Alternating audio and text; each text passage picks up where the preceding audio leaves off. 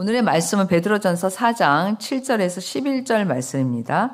베드로전서는 여러분들이 말씀을 살펴보면 알 수 있지만 주제가 고난에 관한 것이 많습니다. 고난, 환난. 왜 그럴까요? 그 당시에 베드로가 그 서신을 썼을 때 그리스도인들은 환난과 핍박과 고난 가운데 있었기 때문입니다. 그래서 고난의 의미를 설명하지 않고는 사실은 그리스도인들에게 어떤 다른 말을 할 수가 없었던 거예요. 만약에 우리가 진짜 고난이나 역경 가운데 있다고 생각을 한번 해봅시다.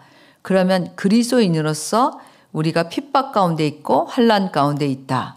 이렇게 생각을 하면 신앙생활이 어려울까요? 쉬울까요? 어렵겠죠. 세상이 우리를 막 몰아치기로 그렇게 핍박하고 예수 믿는 사람들한테 그런다고 그럴 때 사실 견디기가 쉽지 않을 것입니다. 그렇죠? 근데 특별히 그 이방 나라의 이제 이방인들이 예수 믿은 이방인들이 그 앞에 1절에 그러니까 1장에서도 얘기하는 것처럼 흩어진 그런 그 예수 믿는 이방 사람들이 특별히 더 예수를 믿는 것 때문에 환난과 고난 가운데 있었습니다. 그래서 이 고난에 대한 이 베드로 전서를 보면 고난에 대한 목적, 이유, 그 다음에 그것이 가져다주는 유익 이런 것에 대해서 많이 우리가 묵상을 하게 됩니다. 사실 인생에 고난이 없으면 참 좋겠다 이렇게 생각을 하잖아요.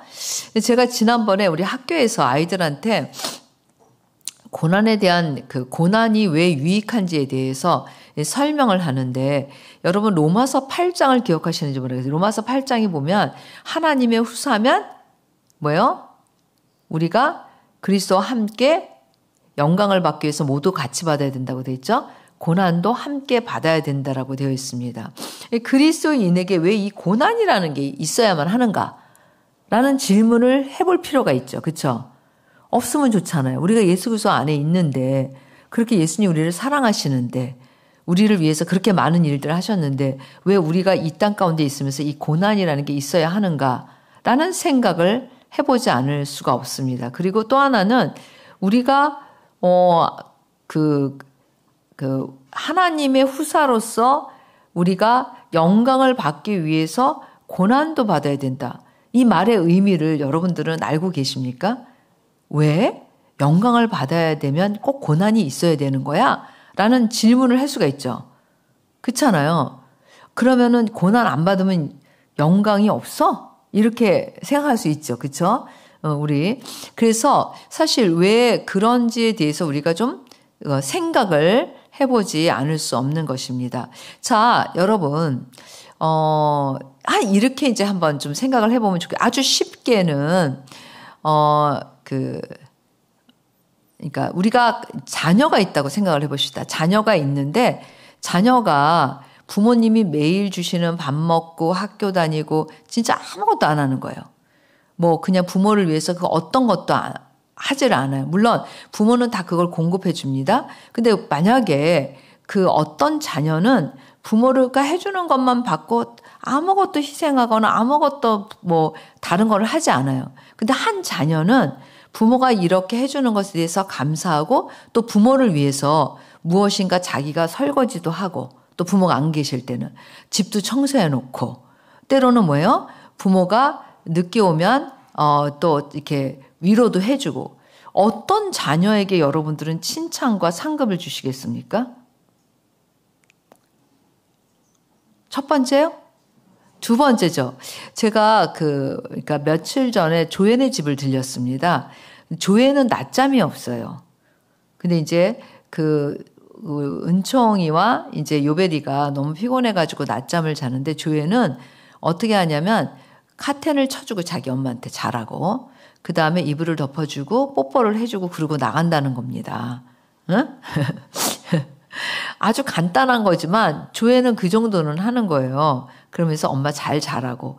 근데 제가 우연히 이제 그 집에 이렇게 들렸어요. 낮에 뭘 이렇게 갖다 줄 게 있어서. 그랬더니 쯔지 목사님이랑 같이 갔었었는데 그때 조용해서 아무도 없나? 그리고 이제 문을 열었더니 조회가 제가 현관에 들어서기 전에 이렇게 인사를 이렇게 인사를 하는 거예요, 조회가. 그래서 조회야, 엄마 안 계셔? 그랬더니 엄마는 요벨이랑 자고 있다는 거예요. 그래서 이제 제가 들어갔더니 이제 은총이가 나오고 그 다음에 이제 은총이가 그렇게 저한테 해주는 얘기를 제가 듣게 된 거예요. 그러니까 조회는 엄마가 자는 동안에 방해하지 않고 자기 혼자 뭐 공부하든지 숙제하든지 책을 읽든지 놀고 있더라고요, 혼자서. 그런데 제가 우리가 만약에 하나님 앞에 섰을 때 아무것도 하나님이 주신 것만 받고 아무것도 안 하고 가. 아무 희생도 안 하고 아무것도 뭐 하지 않고 가. 그러면 하나님은 공의 하나님이시잖아요. 아무것도 안 했는데 상을 줄 수는 없잖아. 그래요, 안 그래요? 그래서 정말 그런 의미에서 아무것도 안 한 자녀한테 줄 수 없는 것처럼 주를 위하여 고난을 받는다라는 것은 어떤 의미가 있냐면 우리에게는 뭐예요? 상급이 쌓이는 일이고 칭찬받는 일이라는 거예요. 그렇게 생각을 하시면 돼요. 고난이, 그래서 여러분, 고난 중에 최고의 고난이 뭡니까? 그렇죠. 순교죠. 그것만큼 더한 고난은 없잖아요. 순교. 응? 순교가 자기의 생명까지 들여서 어떻게 보면 받는 고난이니까 그 상급을 우리가 어떻게 비교할 수 없는 거죠. 어떻게 보면. 그런 것처럼. 그래서 우리가 고난을 너무 어렵게 생각하지 뭐 제가 그 미국에서 이제 이청희 목사님 유학하고 제가 사역할 때 한 그 5년 반 정도 미국에 있었는데 제가 그때 이 고난이라는 걸 참 많이 생각을 해봤어요. 사실 저한테 깨달아지지가 않았어요. 제가 말씀으로. 그래서 그때 이 고난이 주는 의미가 무엇일까? 그렇게 이제 여러 가지로 많이 이제 뭐랄까 성경적으로도 생각해 보지만 인간적으로도 생각해 보고 왜 고난이라는 게 있어야 되는가? 왜냐하면 왜 그걸 생각하게 됐을까요? 고난이 싫으니까. 아니 고난을 좋아하는 사람이 어디 있어요? 환난을 좋아하는 사람이 어디 있어요? 그런데 왜 이게 우리의 인생 가운데 우리의 그런 삶 가운데 있어야만 하는가라는 거를 좀 진지하게 좀 생각해 봤었어요. 그랬는데 제가 그렇게 어느 날 그게 다 부질없는 고민이었다는 걸 알게 된 거예요. 왜 알게 됐냐면 말씀에 너무 명확하게 나와 있어요. 고난의 의미가. 딱 두 가지예요. 하나는 뭐예요? 우리를 점금같이 단련하시는 거. 그러니까 우리는 로봇이나 기계가 아니기 때문에 하나님이 우리를 정금같이 성숙시키시는 방법을 하나로 고난을 허락하신다는 거. 한번 여러분들도 생각해 보세요. 고난이 없는데 나는 굉장히 정말 성숙해진다. 고난이 있을 때와 고난이 없을 때를 비교해 보면은 하다못해 마음고생이라도 해보면 뭐예요? 좀 생각이 깊어지죠. 마음고생도 안 한 애들. 그 생각이 아예 없어요. 네, 솔직히. 요새 애들은 그래서 제가 우리 학교 애들도 어떻게 해서든지 고생을 시키고 어떻게 해서든지 자기 한계를 극복하고 막 견딜 수 없는 데까지 가라고. 근데 사실 제가 그렇게 요청해서 작년에 재승쌤이 그 마라톤을 시켰는데 애들 체력만 좋아지고 고난은 아니었던 것 같아요. 근데 어쨌든 체력은 엄청나게 좋아졌어요. 사실 저는 그 아이들이 막 진짜 토할 때까지 뛰어보게 하라는 거예요. 막 자기 육체가 견디지 못해서 너무 힘들어요. 뭐 선생님 저 진짜 못 뛰겠어. 뛰어. 이거 있잖아요. 근데 뭐 제가 생각했던 것보다 애들은 너무 심히 체력이 좋아서 되려 같이 뛴 선생님들이 힘들었던 것 같아요. 근데 이제 왜 그거를 아이들한테 주고 싶어 할까? 제가. 아이들이 뭐예요? 성숙해지는데 반드시 필요하기 때문이에요. 그래서 저는 엄한 부모님을 좋아해요. 저도 저희 자녀를 사랑하고 우리 학교 애들을 사랑해요. 그런데 사랑하는 것과 엄한 건 좀 달라요. 엄하면 사랑이 없다? 그렇지 않아요. 제가 볼 때는 엄하지 않은 부모가 훨씬 더 자녀를 잘 못 길러요. 왜 그럴까요? 마음대로 하게 해주는 게 자녀를 버리는 일이라는 걸 모르는 거예요. 그래서 너무 그 부모가 다 해주는 자녀를 보면 자기밖에 모르는 경우가 훨씬 더 많아요. 그러니까 예를 들어서 조금이라도 부모가 엄한 애들은 부모 밑에서 있으면서 그래도 이렇게 예를 들면 한 50%가 자기 중심이다 그러면 부모가 다 해주는 애들은 거의 90%, 80% 가까이 자기밖에 몰라요. 왜 그럴까요? 너무 자동인 거예요, 이거는, 여러분. 얘는 왜 내가 이렇게 배려해주고, 이렇게 말해주고, 이렇게 잘해줬는데, 왜 이렇게 자기중심적일까? 당연하죠. 고난이 없고, 어떻게 보면, 당금질을 당하지 않기 때문이에요. 그래서, 저희 그 학교에서도 그렇고, 교회에서도 그렇고, 제가 제일 무섭잖아요, 사실. 저한테는 애들이 다 말을 잘 들어요. 근데 어른도 그래요. 제 말은 잘 듣는데, 이렇게 같은 선상에 있는 교우들은 어떤지 모르겠어요. 왜 그러냐 하면, 고난이 유익함이 있기 때문이에요. 고난이 유익해서 제가 사실 아이들한테 무서운 거예요. 애들이 뭐라 그러냐면, 하다못해 인사도 제가 엄하기 때문에 저한테는 절대 고개만 까딱거리는 인사를 하는 애들이 없어요. 그런데 너무 예뻐해주는 권사님이나 집사님 앞에 가면 어느 날 내 맘대로 하고 싶다 그러면 어때요? 인사 안 하고 버티다가 맨매는 안 맞지만 혼나서 우는 경우 많이 보시잖아요. 그렇죠?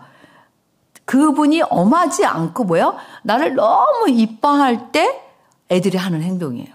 그러니까 근데 여러분 사랑과 엄한 거는 뭐냐면 엄하다라는 거는 정도가 있는 거예요. 어떤 기준이 있는 걸 말하는 거고 사실은 엄하기 때문에 사랑을 안 한다. 그건 아니에요. 제가 우리 아이들을 그러니까 학교에서도 그렇고 교회에서도 그렇고 애들한테 야단을 치거나 훈계를 할 때 반드시 묻는 게 있어요. 목사님이 너를 사랑하니 안 하니? 뭐 이것도 무서워서 그렇게 대답하는지는 모르지만 사랑한대요. 안 돼, 자기가. 목사님이 지금 너한테 이거 말하는 거가 너한테 유익하니 안 하니? 유익하대요. 왜 제가 이걸 묻냐면 내가 지금 너한테 해주는 말, 내가 너한테 지금 해주는 이거가 너한테 도움이 되라고 해주는 거를 가르쳐 주는 거예요. 근데 사실 애들은 그런 것 정도는 알더라고요. 어떻게 보면. 마찬가지로 하나님이 우리에게 고난을 허락하시는 이유, 이 고난이 우리에게 없다면 우리는 로봇가 아니기 때문에 성숙해지지 않아요. 아이나 어른이나 다 고난이 있을 때 깊이가 있어지는 거예요. 그래서 아이들에게도 제가 아까 조금 말씀드린 것처럼 엄한 부모, 딱 어떤 기준이 있는 부모가 훨씬 아이들이 생각이 깊어요. 어쩔 수 없어요, 여러분. 그게. 그래서 이 고난이 주는 첫 번째 의미는 우리를 성숙하게 한다. 두 번째 의미는 상급이에요. 상급. 하나님 나라 갔을 때 고난이 없이는 여러분 상급이 없어요.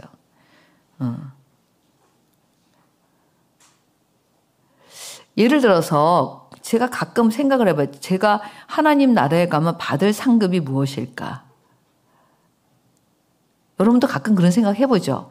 전 자주 해봐요. 내가 받을 상급을 생각을 하고 살아야 되잖아요. 뭐 지금은 제가 많이 안 하지만 제가 일본에서 두 가지를 제일 많이 했어요. 하나는 밥하는 거. 왜냐하면 이제 선교는 먹이는 게 첫 번째예요. 그래서 교회에서도 밥해야 되고 그다음에 양육할 때도 저는 늘 밥을 해줬어요. 그래서 우리 찌지 목사님은 그렇게 저기 찌지 목사님 계시지만 한 몇 년 동안은 제가 그걸 너무 좋아서 한다고 생각하셨다는 거예요. 응?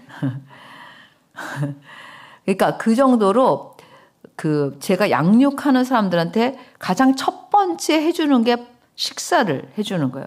지금은 뭐 저희 교회 새신자가 와도 제가 뭐 집에 초대하거나 사실 그러지 못하지만 처음에는 우리 미국에서 우리 청년들 이창호 목사님 사역할 때나 그럴 때도 청년들에게 뭐예요? 사실 양육이라는 것 전에 뭐예요? 먹이는 거를. 사람은 있잖아요. 먹이면 마음이 좋아져요, 여러분. 네. 그게 참 중요한 거예요, 어떻게 보면. 그래서 그게 상급이 있겠다 생각했어요. 두 번째는 제가 무슨 상급을 받을까 생각했는데 제가 상담하고 인내해 준 거에 대한 상급을 받을 수 있겠다 생각했어요. 정말 저는 사실 일평생 어떻게 보면 사역하면서 상담을 참 많이 한 것 같아요. 어떻게 보면 신앙적인 겉면이나 이런 것들.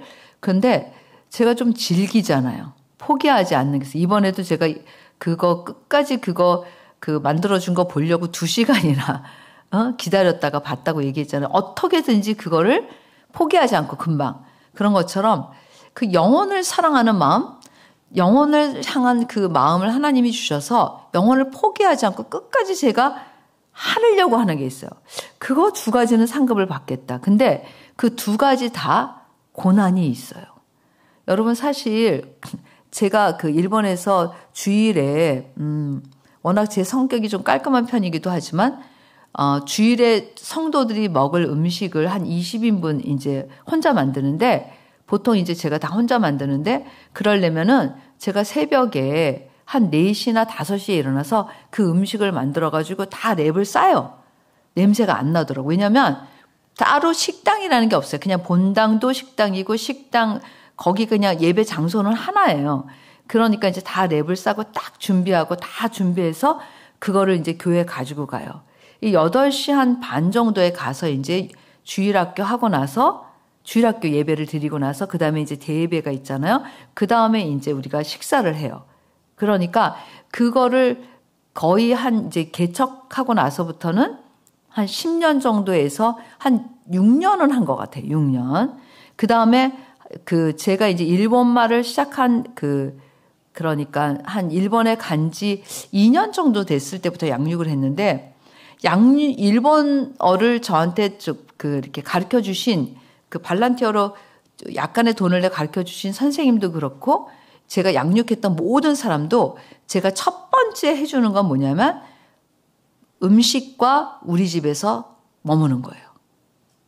예. 그래서 사실 방이 2개였는데 은총이가 많이 쫓겨났어요. 왜냐하면 손님이 오면 그 방을 써야지 되니까. 손님을 거실에 재울 수는 없잖아요. 그래서 이제 뭐 선교사님들도 오시면 처음에 한국 선교사님들이 오시면 저희 집에 거의 한 달씩은 계셨어요. 왜냐하면 이제 적응하고 집 구하고 그러는데 그 정도의 시간이 필요하거든요. 그래서 그러한 것들. 근데 그게 수고스럽잖아요. 그렇죠? 근데 뭐 고난이라고 볼 수는 없지만 그래도 뭐예요? 상급이라는 거는 그냥 내가 아무것도 안 하고 아무것도 힘들지 않았는데 줄 수 있는 게 아니라는 거를 설명하기 위해서 여러분들한테 한 거예요. 그러니까 여러분들이 교회 봉사하신 거 상급이 있는 일이에요. 예. 똑같이 제가 사역한 거나 여러분들이 봉사하신 거나 똑같은 상급이라고 저는 생각을 해요. 순교는 좀 다르지만 그렇죠? 예. 그래서 예수를 위해 핍박을 받았거나 전도를 하다가 고난을 받았거나 이런 모든 거가 다 뭐예요? 우리에게 상급이 주어지는 일이에요. 그래서 사실 고난은 이 두 가지의 의미가 있다라고 여러분들이 마음에 이렇게 딱 간직하면 좋겠어요. 그래서 어려운 일을 당할 때 혹은 이 어려움을 통해서 진짜 예수를 믿는 것 때문에 당하는 고난이에요. 자기가 잘못해서 죄를 져서 당하는 고난을 말하는 건 아니에요. 제가 말하는 거는 예수를 위해서 당하는 고난과 환난은 반드시 상급이 있다. 그래서 많은 그런 순교자들이나 공산 국가에서 핍박을 받았던 그런 분들을 보면은 그 고난을 통해서 하나님이 그분들을 얼마나 친밀하게 그들에게 임재하시고 말씀하시고 나타나셨는지를 우리가 종종 그러한 많은 간증들을 들을 수 있었다는 걸 여러분들이 아실 수 있을 거예요. 그래서 사실 이 베드로 전서에서 베드로는 지금 그 당시에 그 어려운 가운데 있는 성도들을 향해서 이 고난이 정금같이 되며 너희들에게 정말 영광이 주어질 거라는 거를 계속해서 반복해서 얘기하고 있어요. 그 다음에 또 한 가지 오늘의 이제 본문이에요. 그런데 그가 전하는 또 다른 하나의 메시지가 있는데 이 고난 가운데서 이러한 시기에 이러한 때에 어떻게 살 것인가에 대한 거를 지침을 주는 것을 알 수가 있습니다. 사실 우리가 생각하면 예수님 믿는 것 때문에 어렵고 힘들고 쫓기고 막 갇히고 감옥에 가고 그러면 훨씬 더 어려우니까 우리가 신앙생활을 잘 못할 것으로 생각을 하잖아요. 근데 오늘의 본문 말씀은 굉장히 적극적인 자세예요. 오히려 우리에게 어려움이 올수록 더 훨씬 더 적극적인 것을 가르쳐주고 있어요. 그래서 은둔이라든지 두려움이라든지 조심하라, 걱정해라, 불안해해라, 조금 더 잠잠해라, 가만히 있어라 이런 단어가 아니에요. 오히려 반대라는 것을 우리가 알 수가 있습니다. 그래서 첫 번째 뭐냐면 정신을 차리고 근신하여 기도하라 그랬어요. 사실 왜 이게 첫 번째 나왔을까? 제가 생각해 봤어요. 여러분, 환난과 고난 속에 기도하기가 가장 어려워요. 다른 어떤 것보다. 왜? 하나님을 향해서 마음을 딱 맞춰져 있지 않으면 기도는 환난 중에 나오지 않아요. 그래서 환난 가운데 사실 빠져 있을 수도 있고 그 어려운 가운데 그냥 번민하고 그냥 힘들어하는 거 그거 할 수 있어요. 사탄이 원하는 건 그거죠. 어려운 가운데 그냥 힘들어해. 그냥 나 왜 이런 고난이 왔어? 나 왜 이런 어려움이 왔어? 그냥 그러고 살아. 그렇게 할 수 있어요. 근데 뭐라 그래요? 여기는 제가 여러분 한번 따라하세요. 정신을 차려라. 정신을 차려라. 제가 이 말 되게 좋아하는데 성경에 써 있잖아요. 보세요. 정신을 차리고, 그렇죠? 정신을 차리고, 정신을 차리고라는 거는 뭐냐면 뭐예요? 지금 긴장하라는 거예요. 긴장을 풀지 말라는 거예요. 너희가 지금 이러한 시대에 살면서 긴장을 풀면은 흘러가는 대로 불안해하고 걱정하고 염려한다. 그러니까 정신을 차리고 근신하라는 건 절제해라 라는 의미죠. 무엇보다도. 그래서 조심하라는 거예요. 근신하라는 깨어있으라는 의미죠. 그리고 뭐 하라 그랬어요? 기도해라. 제일 첫 번째 뭐 하라 그랬어요? 기도해라 라고 얘기하고 있는 겁니다. 기도는 하나님과의 교제예요. 그러니까 이러한 어려움 가운데서 사실 우리가 때때로 어려움이 많이 닥치잖아요. 그럴 때 우리가 가장 먼저 해야 될 게 뭐라는 거예요? 기도라는 거를 말씀해 주시는 거예요. 그래서 여러분들과 제가 말세가 가까울수록 만물의 마지막이 가까울수록 우리가 해야 되는 건 뭐라는 거예요? 기도라는 거예요. 그래서 사실 이제 여러분들이 어떻게 생각할지 모르지만 우리 교회가 굉장히 우리 성도들이 기도 많이 하는데 저는 사실 좀 그런 권면을 해주고 싶어요. 애써서 방언으로 기도해야 돼요. 애써서 방언으로 기도도 하고 애써서 깊게 묵상기도 해야 돼요. 둘 다를 해야지 돼요. 하나만 해도 안 되고 둘 다를 해야 돼요. 그러니까 처음에는 조금 묵상하는 것보다는 소리내서 방언으로 기도하다가 영적으로 내가 이렇게 딱 좀 초점이 맞춰졌을 때 묵상하는 게 훨씬 좋아요. 근데 묵상을 오래 해보지 않은 사람들이 묵상을 시작하잖아요. 여러분 잘 아시죠? 잡생각에 휘두르다가 끝나는 게 기도 시간이에요. 그래서 사실은 소리내서 방언 기도를 힘차게 하다가 내가 이제 마음이 딱 이렇게 초점이 맞춰졌을 때 그때 여러분들이 묵상 기도를 하면 좋겠다라고 생각이 들어서 마지막 때에는 사실 이 만물이 마지막이 가까웠을 때는 여러분 성경에 뭐라고 써있냐면 은혜도 강같이 부어져요. 마지막 때 성령의 역사도 강해요. 그러니까 완전히 갈라져요. 정말 은혜 충만한 사람과 날라리신 자와 완전히 갈라져요. 중간을 못 가요. 중간이 마지막 때는. 왜냐하면 선택의 기로에서 중간에 어중간하게 있다? 그거는 이쪽이지 이쪽은 아니에요. 정말 깨어있지 않으면 서 있을 수 없는 그런 시기인 거예요. 지금도 그런 시기예요. 제가 이제 일본에 가서 이렇게 보니까 너무 가슴이 아팠어요. 왜 가슴이 아팠냐면 분위기 자체가 너무 죽어 있는 거예요. 분위기 자체가 너무 살아있는 분위기가 아닌 거예요. 생기가 없어요. 그래서 어제 제가 이창희 목사님하고 저녁을 같이 먹으면서 그런 얘기를 했어요. 무슨 얘기를 했냐면 너무 일본 사람으로 태어나서 행복한 사람도 있지만 일본이 되게 잘 사는 나라인데 생각보다 너무 행복하지 않아요. 그게 너무 마음이 행복하지 않은 거예요. 너무 다른 사람을 너무 많이 의식해요. 일본 사람들은. 원래 일본 사람이. 그래서 그거에 묶여 있어요. 다른 사람이 나를 어떻게 볼까? 다른 사람들이 볼 때 이런 행동은 하면 안 돼. 이게 너무 강해서 스트레스가 되게 많아요. 언젠가 우리 쯔지 목사님도 저한테 그런 얘기를 했어요. 어머님, 이제 쯔지 목사님 사는 그 동네가 시골인데 시골은 더 그게 강해요. 그래서 사실 자유롭게 무엇인가를 할 수 없어요. 사실 일평생 그렇게 살다가 그냥 가는 거예요. 그럼 도시에 사는 사람들은 훨씬 더 자유로운가? 아니요. 일본 사람 자체가 그래요. 사실은. 그래서 그 갇혀있는, 조금 어떻게 보면 일본 사람들은 그 어떤 굴레에 딱 갇혀져 있어. 어떤 규격에 딱 맞춰져야지만 돼요. 그래서 그런 것들을 이렇게 생각을 하는데, 사실 우리가 이런 뭐랄까, 일본 사람들이 그러면 자유롭게 되는 게 어떤 것을 위해서 자유롭게 되느냐.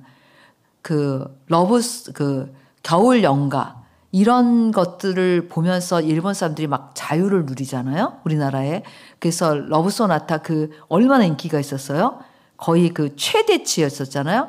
그런 것처럼 일본 사람들은 사실 그 정도의 드라마에도 자유를 누리니까 사실은 일본 사람들이 정말 기도하면 완전히 폭발할 거예요. 폭발. 내가 생각할 땐 그렇게 생각이 들어요. 기도를 제대로 하면 일본 사람들은 폭파가 돼요. 다이너마이트가 폭파되듯이 폭파되는데 일본 사람이 가장 힘든 게 뭐냐면 기도예요. 또 하나는 설교 시간에 절대 설교자를 쳐다보지 않아요. 여러분 다 한번 밑에 쳐다보세요. 이 상태인 거예요. 나도 여기 쳐다보고 여러분들도 거기 쳐다보고. 심지어 코를 고는 사람도 있었어요. 제가 진짜로. 그러니까 우리는 이렇게 서로 눈을 쳐다보면서 하잖아요. 졸지도 못하잖아요. 우리는. 그래서 근데 일본은 그냥 분위기 자체가 사실 그래요. 제가 일본 흉을 보는 게 아니라 대부분이 그렇다는 거예요. 대부분이. 응? 그래서 예배 시간에도 쫙 가라앉아 있는. 제가 제일 처음 놀란 게 뭐냐면 부활절에 예배를 드리는데 그렇게 슬프게 들어요. 돌아가신 분들의 사진을 쫙 놔요. 앞에다가. 그리고 그분들을 기념하면서 그분들이 부활을 했을 거다. 근데 난 너무 충격받은 거예요. 예수님한테 초점이 있어야 되고 예수님의 부활이어서 얼마나 축제예요. 기쁘고. 근데 처음에 가서 받은 충격을 제가 이루 말할 수가 없는 거예요. 부활절에. 막 울면서 우울해하면서 그 돌아가신 분들에 대한 그런 것들을 다시 그쵸? 쯔지 목사님? 크게 얘기해 보세요. 그러니까요. 그래서 제가 너무 충격을 받은 거예요. 그러니까 부활절이 기쁜 날이 아니라 슬픈 날이야. 그러니까 나의 사랑하는 사람도 죽었지만 부활할 거야. 그런데 뭐예요? 그 부활의 기쁨보다는 그래가지고 제가 너무 놀랐어요. 그러니까 기도하면 폭발이 일어나요. 우리도 기도하면 폭발이 일어나잖아요. 다이너마이트가 터지잖아요. 기도가 그만큼 생명력이 있고 기도는 다이너마이트가 같대요. 기도는 저절로 되지는 않고 제일 어렵지만 기도만큼 투자해서 확실한 결과를 보는 것도 없다라는 거예요. 그래서 마지막 때 하나님이 가장 우리에게 원하시는 것 첫 번째 기도라는 거.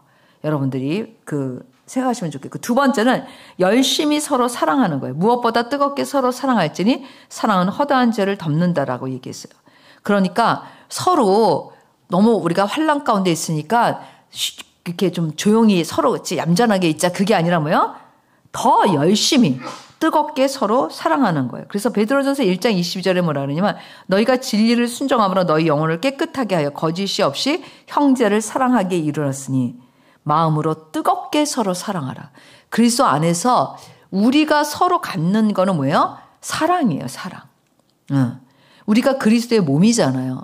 이번에 제가 일본에 갔을 때 제가 이제 공부하면서 제일 많이 좀 저의 시각 중에 많이 달라진 거, 영적인 시각 중에 달라진 게 그리스도의 몸의 공동체라는 거였었어요. 아무래도 제가 이제 그런 다양한 책들을 읽으니까 그런 생각이 저절로 들더라고요. 그러면서 이제 성경을 보는데 그런 성경을 보면서도 이제 열리는 거예요. 그런데 제가 우리 교회에 속한 공동체에 분명히 사람이지만 저 일본의 작고 몇 명 안 되는 그 교회도 그리스도의 몸인 거예요. 그래서 우리 교회가 소중한 것만큼 저 공동체도 소중한 거예요. 우리 교회가 곤란을 당할 때 우리 모두가 돕는 것처럼 저 교회가 곤란을 당할 때 돕는 건 너무 당연한 거라는 거예요. 그런데 우리는 그런 생각 없이 우리가 당하는 어려움은 너무 크게 생각하고 저기서 당하는 어려움은 우리가 좀 도와주자라는 입장이잖아요. 그게 아니라 뭐라는 거예요? 같은 거라는 거예요. 같은 거. 하나님이 그거를 이렇게 보게 하셨어요. 응? 그래서 너가 속한 공동체만 중요한 게 아니라 바로 교회 공동체도 중요한 것이다. 그래서 서로 사랑한다는 의미, 서로 우리가 그리스도 몸 안에서 사랑한다는 의미는 여러분들이 이제 시각을 좀 넓게 가지면, 우리가 이제 인도 선교도 하는데 인도 선교사님들도 인도 교회도 뭐예요? 우리와 같은 몸이에요. 같은 몸이에요. 마땅히 그들이 어려웠고 우리가 그걸 알고 그랬으면 도와야죠. 그때 예루살렘에 흉년이 들었을 때 많은 교회들이 도왔던 것처럼, 그렇죠? 그러한 같은 마음을 가져야지 된다는 거예요. 그래서 더 말세가 가까울수록 더 훨씬 진하게 서로 사랑하고 그렇게 교제해야지 됨에 대해서 말씀하고 있습니다. 세 번째는 서로 원망 없이 대접해야 한다라고 되어 있어요. 여러분, 구약과 신약에 있어서 나그네를 대접하고 이게 굉장히 많아요. 아까 제가 얘기했듯이 밥을 얻어먹고 나쁜 짓을 하는 사람은 없어요. 이게 무슨 얘기냐면 그만큼 대접이라는 거는 되게 중요해요. 구약에서 여러분, 하나님께서 이스라엘 백성들에게 명령하신 것 중에 하나가 대접이에요. 돌보는 거. 나그네를 대접하다 부지 중에 천사를 대접한 아브라함 다 있잖아요. 그렇죠? 그러니까 대접이라는 거가 되게 중요한 거예요. 다른 사람한테 뭐죠? 어떻게 보면 베푸는 거. 지금은 꼭 식사의 의미가 아니더라도 뭐야?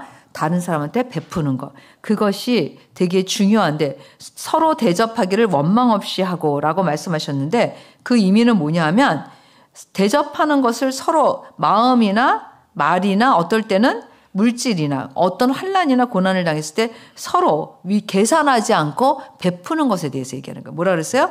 계산하지 않고 베푸는 것에 대해서. 근데 사실 우리가 계산하지 않죠. 계산을 우리는 하잖아요. 근데 자꾸 계산하는 걸 내려놔야 돼요, 여러분. 계산하는 걸 내려놓고 베풀어야 돼요. 왜 그러냐면 이 신구약에 있어서 대접은 굉장히 중요해요. 마태복음 7장 12절에 보면 그러므로 무엇이든지 남에게 대접을 받고자 하는 대로 너희도 남을 대접하라. 이것이 율법이요 선지자니라. 이렇게 말씀하고 있어요. 그러니까 그게 얼마나 중요한가라는 거를 우리한테 가르쳐 주고 있는 거죠. 사실 우리 교회는 비교적 굉장히 플로잉도 잘하고 나누는 것도 잘하고 대접도 잘해서 정말 기뻐요, 제가. 그래서 사실 그런 일들이 하나님이 정말 기뻐하시는 일이고 성도 안에서 마땅히 해야 되는 일인 거예요. 그래서 우리가 서로 원망 없이, 그래서 여러분들의 삶 속에서 작게 크게 다른 사람들을 격려하고 또 대접하고 그리고 서로 마음을 같이 하고 목장에서나 이런 일들이 정말 하나님이 원하시는 것뿐만 아니라 우리가 더 어려운 시기가 될수록 그런 것들이 더 활발하게 이루어져야 된다라는 것입니다. 네 번째는 우리는 각 사람에게 주신 재능과 건강과 물질을 하나님을 위해서 써야 된다. 그래서 선한 청지기의 역할을 해야 된다는 거죠.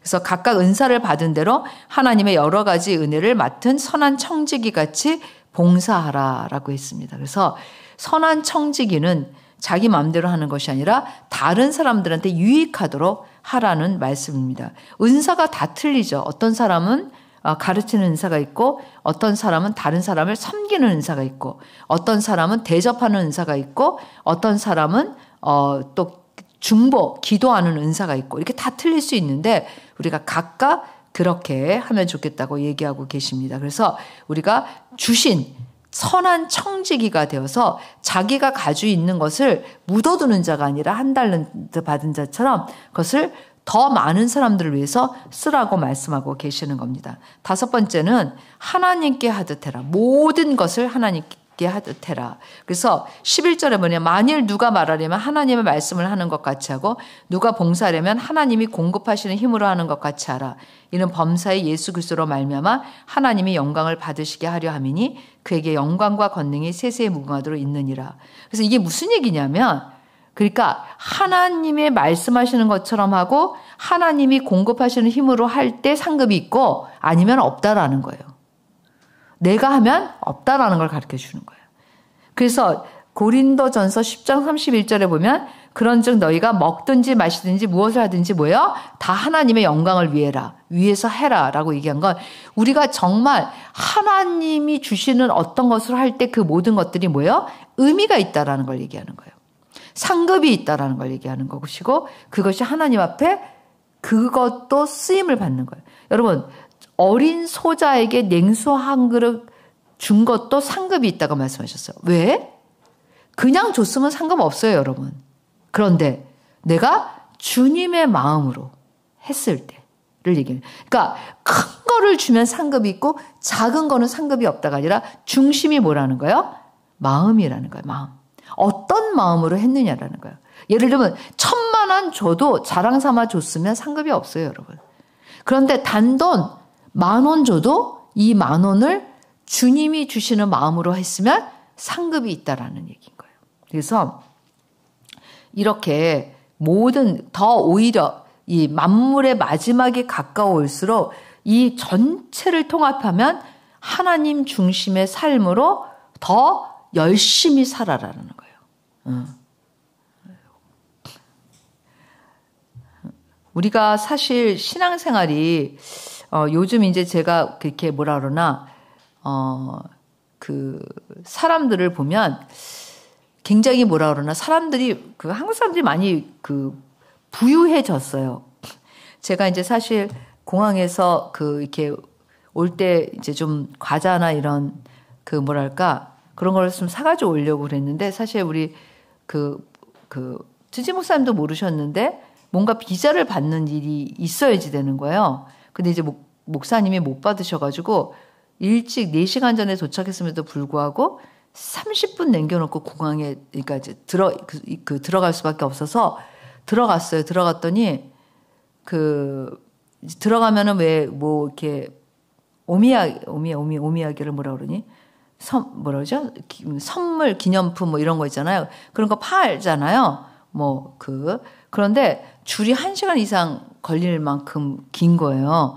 그래서 제가 도저히 저는 30분 전에 갔으니까 이거는 기다리다 비행기 못 타는 거예요. 그래서 안 되겠다. 여기서는 못 사겠다. 근데 이제 밑에 내려가면 비행기 타기 직전에도 가게가 한 3개 정도 있어서 항상 오미야게를 팔아요. 거기서 사면 되는데 왜 이렇게 여기 사람이 많을까 이렇게 생각하면서 저는 이제 밑에 내려갔어요. 그랬더니 다 문 닫아서 심해로 다 문을 닫아버린 거예요. 그래서 딱 패밀리 마트 하나 있더라고요. 그래서 패밀리 마트 갔더니 그것도 30분 이상의 줄이야. 근데 너무 화장실도 가고 싶은데 이 줄을 섰는데 거의 다 한국 사람이에요. 이 줄을 섰어요. 근데 패밀리 마트 통째로 털더라고 한국 사람들이. 진짜. 그런데 이제 제가 줄 섰는데 너무 화장실에 가고 싶은데 화장실도 줄도 길지만 이것은 더 길어. 내가 30분은 기다려야 돼. 근데 그래서 앞에 있는 분을 똑똑 두드리면서 죄송한데 제가 화장실 너무 가고 싶은데 제가 뒤에 있다라는 거를 좀 그리고 제 이 짐 좀 놔도 되냐 그랬더니 갔다 오시라고. 그래서 화장실 갔다 오는데 15분 걸렸어요. 그리고 이제 다시 한 20분 정도를 기다려 가지고 모래도 집으려고 보니까 하나씩 싼 모찌 다 털었어. 내가 이제 갈 때는 뭐 과자도 몇 개 없고 이제 다 털었어요. 그래 하다못해 뭐 사람들이 샌드위치 뭐 계란 모든 나는 진짜 그런 광경을 처음 본 거예요. 와 진짜 대단하다. 그러니까 뭐라 그러지 남은 돈을 악착같이 다 쓰고 가 한국 사람은. 그래가지고는 다 털었어요. 그래서 제가 이제 들어가기 한 10분 전인가 그 정도에 이제 겨우 이제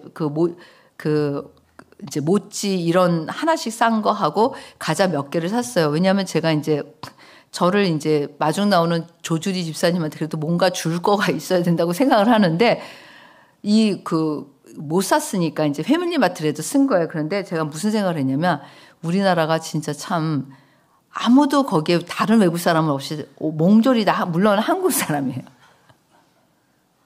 근데 왜 이렇게 장바구니 같은 거 있잖아요. 글로 하나씩 담았어. 근데 이미 자기네 거 다 샀어요. 저처럼 뭐 급하게 들어간 건 아니잖아요. 저는 사정이 있어서 그렇게 급하게 들어갔지만. 그래서 그런 걸 보면서 참 사람들이 이렇게 뭐랄까 좀 한국 사람의 그런 걸 그러니까 그걸 다 혼자 먹으려고 산 것 같지는 않아요. 나눠주려고 샀겠죠. 가족들한테. 그런데 또 한편으로는 굉장히 한국 사람들의 뭐라 그러지? 정서?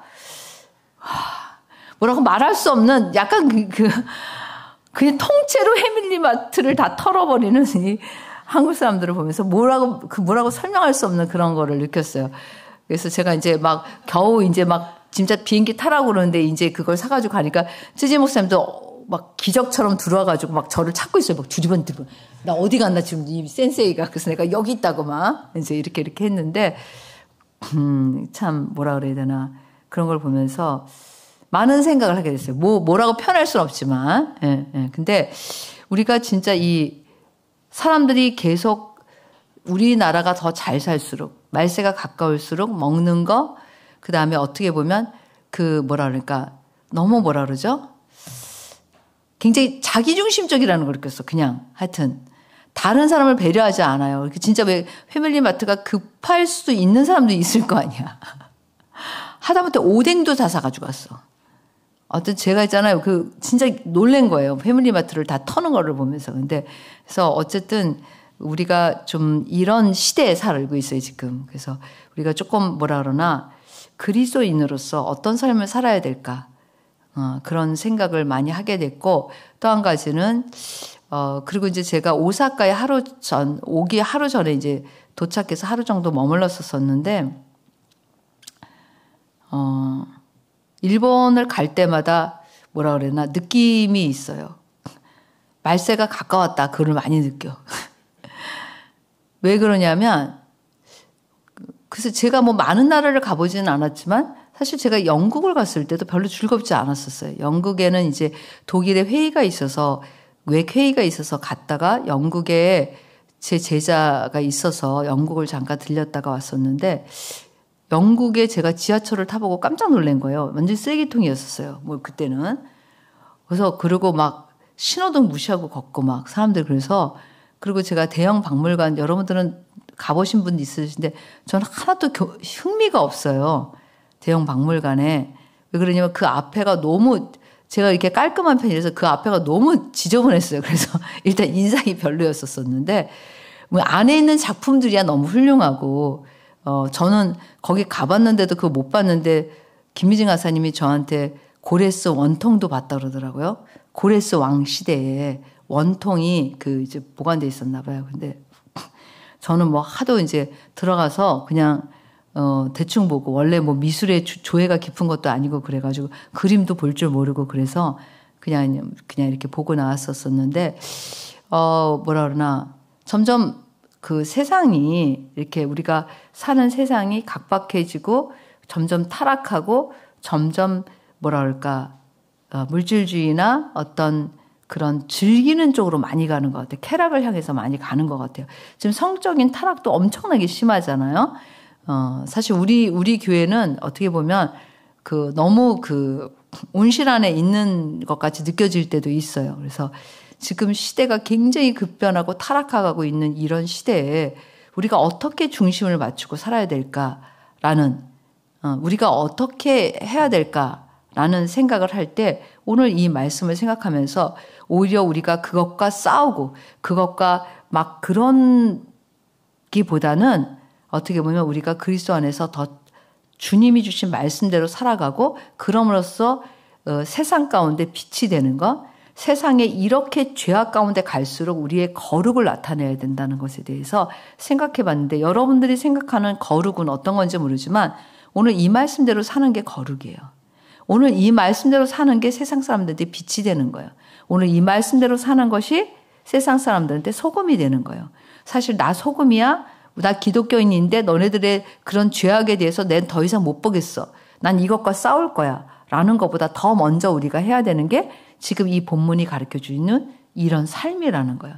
이 삶을 기초로 해서 우리가 어떤 불의한 것도 대항을 해야지, 우리의 거룩이 없이 우리가 세상의 어떤 죄에 대항할 때 여러분들과 제가 무너진다라는 사실이에요. 그래서 오늘 이 말씀을 여러분들이 좀 생각을 하면서 여러분들이 있는 처소에서, 그리고 여러분들이 만나는 곳에서 과연 나는 이런 모습을 보여주고 있는가?